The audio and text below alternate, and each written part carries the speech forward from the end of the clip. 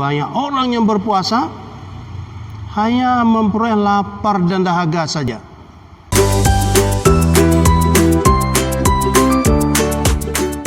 Assalamualaikum warahmatullahi wabarakatuh. Alhamdulillah, wassalatu wassalamu ala rasulillah wa ala alihi wa sahbihi wa mawalah. Sidang jemaah yang dirahmati Allah Subhanahu wa taala, Baginda Rasulullah sallallahu alaihi wasallam pernah bersabda, "Kam min shaimin laisa lahu min siyamihi ilal ju' wal atash." Rawahu Nasa'i. Kata Nabi, berapa banyak orang berpuasa tidak ada pahalanya terkecuali yang dia peroleh hanya lapar dan dahaga. Oleh karena hadirin rahimakumullah, sebagian ulama termasuk Imam Al-Ghazali membagi puasa ini terbagi kepada 3 pembahagian. Pertama, saumul awam.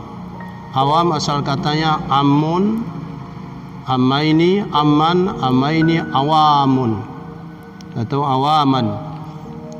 Puasa awam artinya kebanyakan orang semacam itu puasanya, baik tahun yang sudah dan yang akan datang. Mari kita mohon kepada Allah Subhanahu wa taala supaya puasa kita ini jangan tergolong kepada puasa awamun atau am.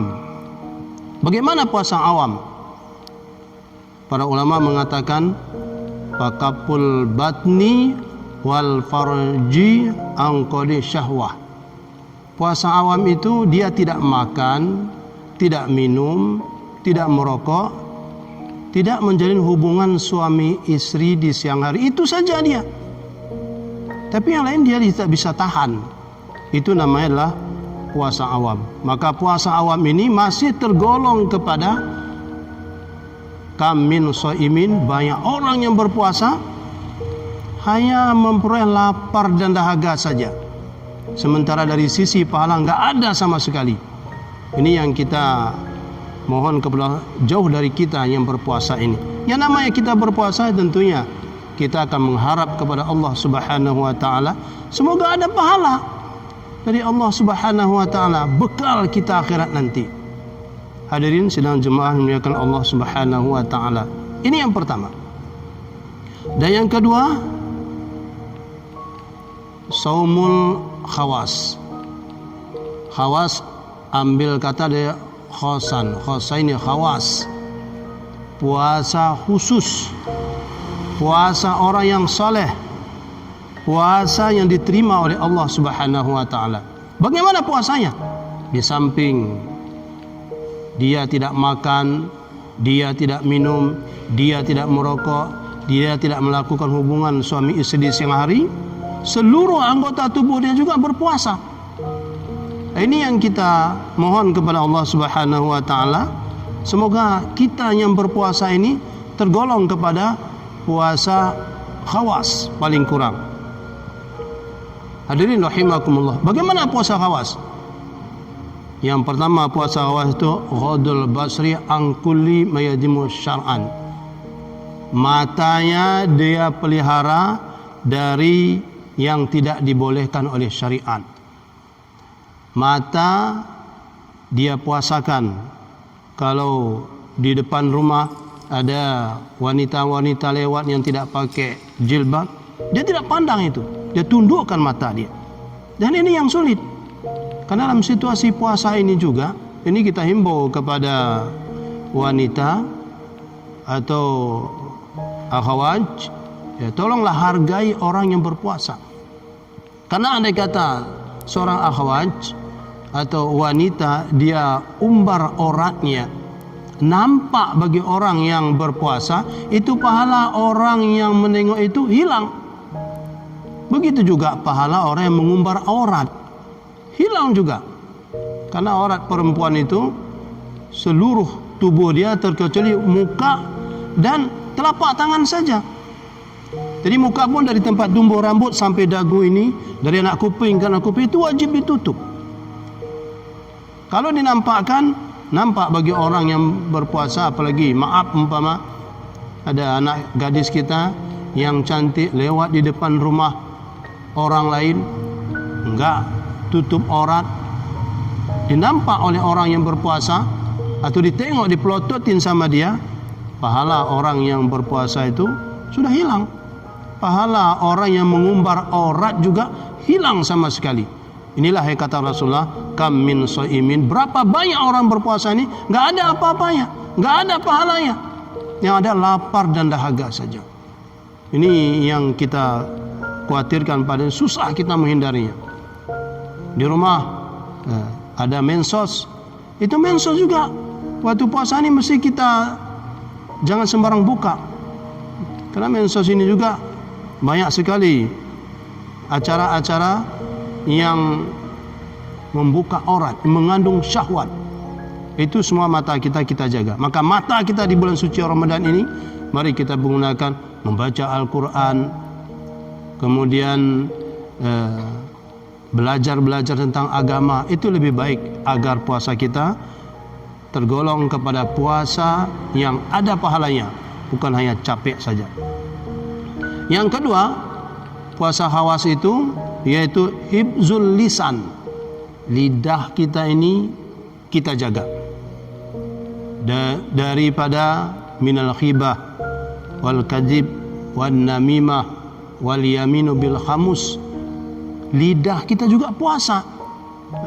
Kita tidak mau menghibah, kita tidak boleh berbohong dalam puasa, kita tidak boleh mengadu domba orang, bersumpah dengan palsu. Ini kita hindari supaya puasa kita adalah puasa diterima oleh Allah Subhanahu wa taala. Hadirin rahimakumullah. Ada pepatah mengatakan lidahmu harimaumu. Tapi hari ini bukan itu lagi, kadang-kadang sudah bergeser itu. Kadang-kadang jemarimu harimaumu. Jadi di mensos kadang-kadang komentar-komentar itu menyinggung orang lain, menyakiti orang lain, itu hilang pahala puasa kita. Maka mari kita pergunakan anggota tubuh kita dalam puasa ini betul-betul juga ikut mendukung bahwasanya kita puasa. Dan yang ketiga, supaya puasa kita tergolong khawas, kaful uduni anistimai kulli makruhin. Kuping kita juga, pendengaran kita juga kita pelihara. Jangan mendengarkan suatu-suatu yang mengandung kepada syahwat. Apakah musik, apakah lagu-lagu yang mengandung syahwat. Bila kita dengar di bulan suci Ramadan ini, itu sementara kita puasa, maka pahala puasa kita hilang sama sekali. Walaupun puasa kita tidak batal, di hari kiamat kita berpuasa, tapi pahalanya kosong. Gak bisa kita tentu, ya Allah aku puasa hari itu ya Allah. Ya betul kamu puasa, mana pahalanya ya Allah? Gak ada lagi. Kenapa? Karena kuping kita tidak berpuasa. Makanya kalau ada orang mengupat, menghibah, nah, kita hindari. Kita katakan ini soim, aku adalah lagi melaksanakan ibadah puasa. Begitu juga semua anggota tubuh kita ini. Kaki kita ini remaja masjid. Kita tengok di kota-kota tu remaja masjid, remaji masjid, solat subuh berjemaah, mendengarkan pengajian. Tapi habis daripada itu ada istilah asmara subuh. Pergi laki-laki dengan perempuan, tak mana keliling itu di kota itu, sambil cekiki, bersenda. Kadang-kadang cerita-ceritanya mengaruh kepada syahwat. Ini puasanya tidak batal, tapi pahala yang enggak ada, kosong. Ya, maka remaji juga itu mesti berhati-hati. Jangan kita biasakan budaya-budaya yang budaya itu secara tidak sadar itu mengkikis pahala puasa kita. Tinggal kita capeknya saja, tinggal haus dan dahaga saja, tapi dari segi pahala sudah tidak ada. Itu hadirin sidang jemaah yang dimuliakan Allah Subhanahu wa taala. Kemudian kapul batni anis syubhat. Waktu berbuka kita hindari daripada makanan yang syubhat, makanan yang enggak jelas halal dan haramnya. Apalagi makanan haram, ini kita hindarin. maka uang korupsi, uang judi, uang togel, uang sabu-sabu, berhentilah di bulan suci Ramadan ini. Kalaupun ada uang tu jangan bawa ke rumah. Kalau kita bawa ke rumah, kita bikin perbukaan, dimakan sama anak cucu kita, satu suap, satu genggam dia makan makanan dari yang haram tadi, itu 40 hari amal ibadah dia tidak diterima oleh Allah Subhanahu wa taala. Jadi kalau kita berbuka dari yang haram, dari yang subhat, ya, apalagi yang haram, itu berbahaya. Maka Rasulullah SAW mengatakan, ya Sa'du atib mata'amaka takum mustajab da'wah. Wahai Sa'id, karena saya Ibn Waqqas pernah bertanya kepada Rasulullah, ya Rasulullah, bagaimana kira-kira amal ibadah dan doa kita diterima oleh Allah Subhanahu wa taala? Apa kata Nabi?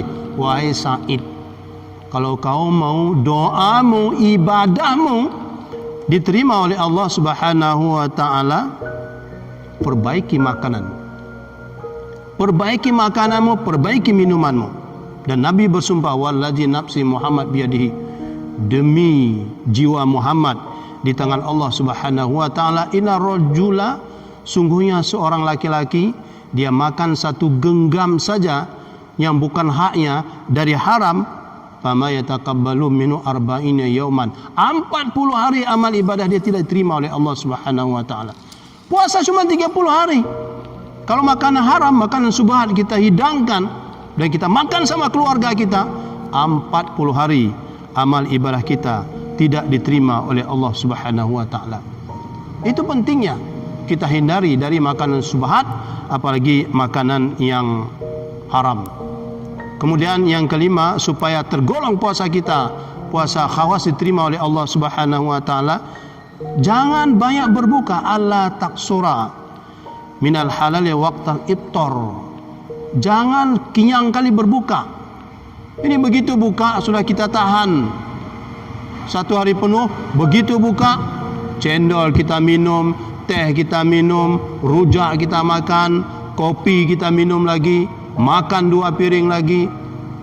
Akhirnya perut kita ini kepenuhan. Kalau sudah terkenyang kali, apa yang kita lakukan? Malam kita nggak sanggup tarawih lagi. Itu bisa dipastikan itu. Maka Rasulullah mengatakan, ma min wi'ain abghadu ilallah. Perut yang paling dibenci oleh Allah Subhanahu wa taala, perut yang paling dibenci oleh Allah Subhanahu wa taala, kekenyangan perut. Karena kita berbuka tadi kita tidak rem, makanya ini dihindarin. Kalau kita puasa perut kita terlalu kenyang, sama dengan pahala puasa kita hilang itu, karena kita nggak sanggup lagi ibadah setelah itu. Hadirin rahimakumullah, inilah puasa khawas. Jadi paling kurang kita puasa khawas ini puasa terima oleh Allah Subhanahu wa taala. Puasa yang ketiga, para ulama mengatakan shaumul khawasil khawas, puasa yang sangat istimewa. Ya, bagaimana puasa khawas ini? Ini di samping mulut tidak makan, tidak minum, bisa menjaga kemaluan, kemudian bisa menjaga seluruh anggota tubuh tadi. Hati juga bisa dijaga sama dia. Hati senantiasa dia menjaga minal hahimmati dunia wa abkari dunia wiyati. Jadi hati dia tu tidak lagi berfikir tentang dunia ini. Dalam puasa ini dia penting akhirat. Dia berusaha kepada Allah Subhanahu wa taala. Dia bersihkan hatinya dan dia bersihkan semua anggota tubuh dia untuk ikut melaksanakan ibadah puasa di bulan Ramadan ini. Oleh karena hadirin rahimakumullah, marilah kita jaga supaya ibadah puasa kita di tahun ini yaitu paling kurang tergolong kepada shaumul khawas, puasa orang yang soleh, yang diridhoi dan diterima oleh Allah Subhanahu wa taala. Demikianlah yang dapat saya sampaikan. Bila ada hukum yang salah, saya mohon ampun kepada Allah Subhanahu wa taala, tapi bila menyinggung perasaan, dimohonkan diperbanyak maaf. Billahi taufiq wal hidayah. Saya akhiri. Assalamualaikum warahmatullahi wabarakatuh.